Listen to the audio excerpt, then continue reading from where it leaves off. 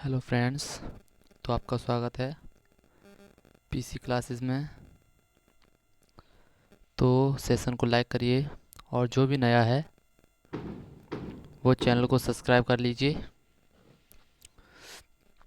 तो इसी के साथ आज हम सीखने वाले हैं अभिक्रिया की अर्धायु केमिस्ट्री में।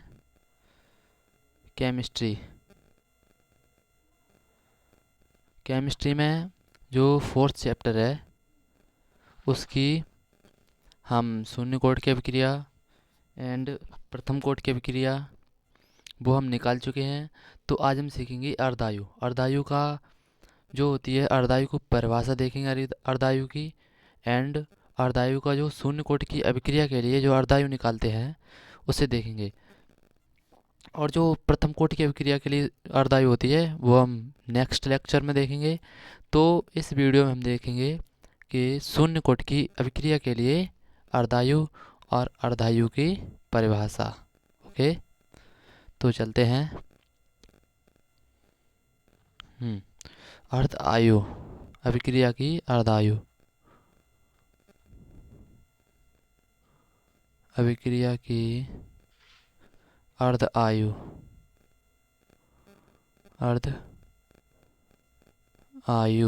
अभिक्रिया की अर्धायु। ओके,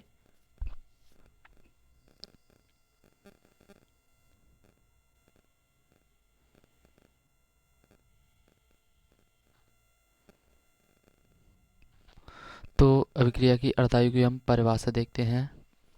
जैसे कि अभिक्रिया की अर्ध आयु अर्धायु को हम टी से प्रदर्शित करते हैं, स्मॉल टी से। जैसे कि कोई अभिक्रिया है तो वो जैसे कि किसी समय में 50% पूर्ण होती है। तो जो समय निकला है उस समय को कहेंगे अभिक्रिया की अर्ध आयु। ओके, जैसे कि मैं कहता हूँ किसी अभिक्रिया को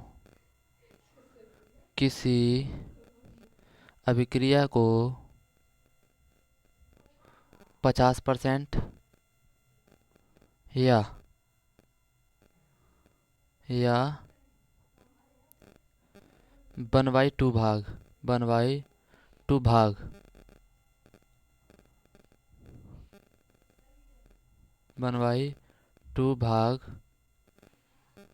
पूर्ण होने में लगा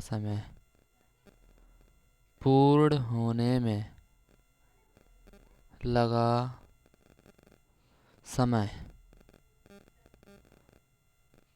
अभिक्रिया की अर्धायु कहलाती है। अभिक्रिया की अर्ध आयु कहलाती है। तो जैसे कि मैंने देखा, जैसे कोई अभिक्रिया ले ली, जैसे कि अभिक्रिया लेते हैं H2O। तो इस अभिक्रिया को 50% पूर्ण होने में, जैसे कि H2O से क्या बनेगा, H2 प्लस O2, हाइड्रोजन निकलेगी एंड ऑक्सीजन गैस निकलेगी। तो जो ये देखिए, जैसे कि H2 ये इतना बन पाया, कितनी, ये आधी हो पाई है। तो इसको हाइड्रोजन गैस निकलने में जो समय लगा है, तो उसे इस अभिक्रिया की अर्ध आयु कहेंगे। जैसे कि इसमें ओनली हाइड्रोजन गैस निकली है, अभी इसमें ऑक्सीजन गैस बची है। तो जब ऑक्सीजन पूरी निकल जाएगी तो वो रिएक्शन पूरी हो जाएगी कंप्लीट। तो ये अभी आधी निकली है, H2 गैस निकली है ओनली, तो इसे कहेंगे अभिक्रिया की अर्ध आयु। Okay, clear. तो देखते हैं वह अभिक्रिया या किसी अभिक्रिया को, या इसे लिख सकते हैं वह अभिक्रिया जिसे 50% या 1/2 भाग पूर्ण होने में लगा समय। मतलब मीन तो वही होगा, जैसे कि वह अभिक्रिया जिससे 50% या 1/2 भाग पूर्ण होने में लगा समय। या किसी अभिक्रिया को यहाँ पर को लिख देते हैं, किसी अभिक्रिया को 50% या 1/2 भाग पूर्ण होने में लगा समय अभिक्रिया की अर्धायु कहलाती है। तो अब हम देखेंगे इसका अर्धायु के लिए जो डेरिवेशन प्रथम शून्य कोटि की अभिक्रिया के लिए, शून्य कोटि की अभिक्रिया के लिए अर्धायु शून्य कोटि की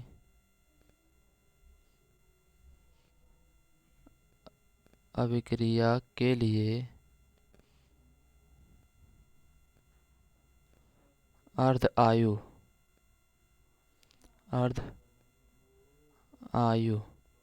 शून्य कोटि की अभिक्रिया के लिए अर्ध आयु। तो निकालते हैं इसे। तो जो शून्य कोटि की अभिक्रिया का जो वेग स्थिरांक का सूत्र होता है, लिखते हैं वेग स्थिरांक। शून्य कोटि की अभिक्रिया के लिए वेग स्थिरांक, शून्य कोटि की अभिक्रिया का वेग स्थिरांक, शून्य कोटि की अभिक्रिया का वेग स्थिरांक, शून्य कोटि की अभिक्रिया का वेग स्थिरांक। तो k इक्वल टू क्या निकाला था हमने, x अपॉन टी। तो जो x है ना, उसे क्या मानते थे हम, शून्य कोटि की अभिक्रिया थी। ये जो x है ना, इसे शून्य कोटि की अभिक्रिया में हमने क्या माना था, स्मॉल a माना था ना, स्मॉल a। और जो प्रथम कोटि की अभिक्रिया थी उसकी x की जगह पर माना था a माइनस एक्स। ओके, तो शून्य कोटि की अभिक्रिया के लिए क्या माना था, स्मॉल a। तो यहाँ पर क्या लगेगा, स्मॉल a बाई टी। तो अब निकालेंगे हम अर्ध आयु। क्या होता है, t होता है ना। तो अर्धायु देखते हैं, जब अर्धायु निकालेंगे तो k इक्वल टू हो जाएगा अर्धायु मैंने क्या बताया था, किसी अभिक्रिया को 50% पूर्ण होने में लगा समय। जब कोई अभिक्रिया उसे 50%, जैसे कि ये है स्मॉल टी और कैपिटल स्मॉल ए, तो ये पूर्ण है। तो यदि किसी अभिक्रिया में या किसी संख्या में 2 का भाग दे देते हैं तो वह रह जाती है आधी। तो ऐसे ही अभिक्रिया के लिए, अर्ध आयु के लिए, अर्ध आयु के लिए t equal to T by two, A equal to A by two. तो k equal to A by two upon T by two. तो यहाँ से हमें निकालना क्या है, अर्धायु T by two equal to A by two upon K, A by two upon के।